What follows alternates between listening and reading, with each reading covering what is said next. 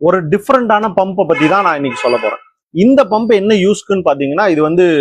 நிறைய பேர்ல சொல்லுவாங்க ஏரியாவுக்கு அந்த மாதிரி ஸ்லட்ஜ் பம்ப், ஸ்வீவேஜ் பம்ப், அப்புறம் பாத்தீங்கன்னா கட்டர் பம்ப்ஸ் அந்த மாதிரி சொல்லுவாங்க. இது என்ன யூஸ் அப்படின்னு பாத்தீங்கன்னா, நம்மளோட டிரைனேஜ் வாட்டர், அதாவது சகதியா இருக்கிற தண்ணி, நம்ம வீட்டோட சகதியான தண்ணியை டிரைனேஜுக்கு டைரக்டா விட முடியாம ஒரு தூரமா இல்ல டிரைனேஜோட ஹைட் கம்மியா இருக்கிற இடத்துல இருந்து பம்ப் பண்ணி டிரைனேஜுக்கு புஷ் பண்றதுக்காக யூஸ் பண்ற பம்ப் இது. இது எங்கெங்கெல்லாம் யூஸ் ஆகும் அப்படின்னு பாத்தீங்கன்னா, நான் இப்ப சொன்ன மாதிரி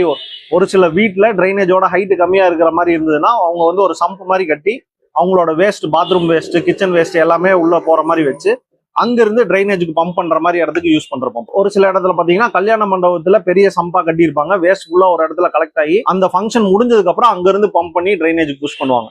ஸோ இதோட ஸ்பெஷல் பர்பசஸ் என்னென்னு பாத்தீங்கன்னா, இது என்ன மாதிரியான வேஸ்ட், அதாவது சேறு மாதிரி இருந்தாலும் சரி, சின்ன சின்ன தக்காளி பழம், ஷாம்பு பேப்பர் இந்த மாதிரி வேஸ்ட் எல்லாம் இருந்தாலும் கூட இந்த பம்ப் வந்து அதை வந்து கட் பண்ணி புஷ் பண்ணி டிரைனேஜுக்கு தள்ளி